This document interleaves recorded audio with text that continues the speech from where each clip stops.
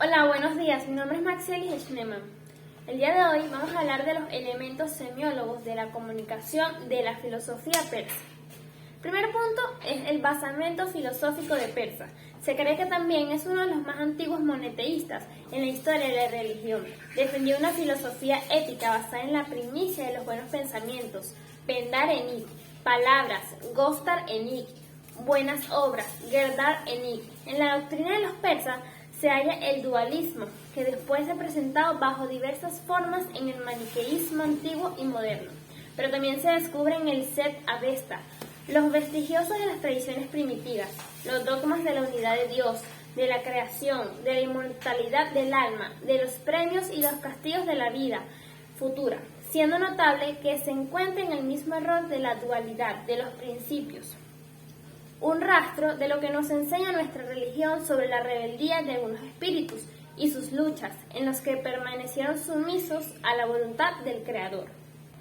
El imperio persa se originó tras la migración de una comunidad de pastores y agricultores que provenía del sur de Rusia, del actual Irán, al este de Mesopotamia, una región poco fértil, pero cuyas montañas albergaban ríos, minerales como el hierro, la plata y el cobre. La ética persa. En la cultura persa, el filósofo Zoroastro creó una de las primeras religiones monoteístas de la historia, denominada Mazdeísmo, que tenía como base la obra El Set Avesta, en forma de recopilación de cantizogrados, con el nombre de Gatas. Fijó las bases paralelas futuras religiones monoteístas, judaísmo, cristianismo y laísmo. Otro personaje que aportó elementos éticos fue Ciro, el Grande, que ya en el año 53 a.C. permitió que 50.000 judíos salieran de Babilonia y regresaran a Palestina. Tenía la idea de traer paz al mundo, pues es considerado el creador de la primera declaración de los derechos humanos. Política de Persa. El sistema de gobierno era una monarquía absoluta, hereditaria, donde el rey era considerado la forma antropomórfica de Dios en la tierra. Los gobiernos de Persa se caracterizaron por su despotismo militar. La autoridad del emperador era absoluta. Estaba defendiendo y sosteniendo por los inmortales. Heródoto menciona que los inmortales eran una tropa de infantería pesada, comandados por Hidarnes, mantenía siempre la cantidad de 1.000 hombres. Cada miembro muerto, herido o gravemente enfermo era sustituido inmediatamente por otro, razón por la cual en apariencias nunca morirían. La conquista persa y la decadencia de Babilonia, el imperio neobabilonio, perduró tras la muerte de Nabucodonosor II. Y Babilonia continuó jugando un papel importante en la religión, bajo el mandato de Nabonides y sucesor Belsasar. Aparece en la Biblia, en el libro de Daniel. En 539 a.C., el imperio cayó en manos de los persas, bajo el mandato de Ciro el Grande, en la batalla de Opis. Los muros de Babilonia eran inexpugnables, y es por ello que los persas crearon un plan que consistía en cambiar el curso de los Eufrates para que bajara hasta una altura inaceptable. Mientras que los residentes de la ciudad estaban distraídos en uno de sus grandes días religiosos, el ejército persa vadeó el río y marchó por debajo de los muros de Babilonia, sin que nadie lo notase. Se dijo que la ciudad fue tomada sin lucha, aunque algunos de estos documentos de la época indican que se hicieron reparaciones en los muros y en algunas partes de la ciudad. Es por tanto posible que la toma de ciudad no fuera tan sencilla como los persas sostenían. Durante la época de Persa, Babilonia floreció intelectualmente y se convirtió en un centro artístico y educativo. Ciro y sus sucesores dieron mucha relevancia a la ciudad y le hicieron la capital administrativa del imperio, aunque en algún momento Jerjes tuvo la obligación de citar la ciudad tras unas revueltas. Las matemáticas babilónicas, la cosmología y la astronomía eran muy respetadas, y se piensa que Tales de Mileto, conocido como el primer filósofo occidental, pudo haber estudiado en la ciudad, y que Pitágoras desarrolló su famoso teorema basándose en un modelo babilonio. Tras 200 años de dominación persa, el imperio cae ante Alejandro Magno en el 331 a.C. El emperador también dio una gran importancia a la ciudad y ordenó a sus hombres que no dañasen los edificios ni a sus habitantes. El historiador Sepp Bernan escribe: antes de su muerte, Alejandro ordenó tirar el Zigurat para que se pudiera reconstruir con mayor esplendor. No vivo para que su proyecto complementado. A lo largo de cientos de años, los ladrillos del Zigurat han sido usados para cumplir sueños más humildes. Todo lo que queda de la fábula de la Torre de Babel es el fondo de una charca. Tras la muerte de Alejandro en Babilonia en el año 323 a.C., sus sucesores, conocidos como los diádogos, palabra griega que significa sucesores, lucharon por el control del imperio, más concretamente por el control de Babilonia, hasta el punto de que sus habitantes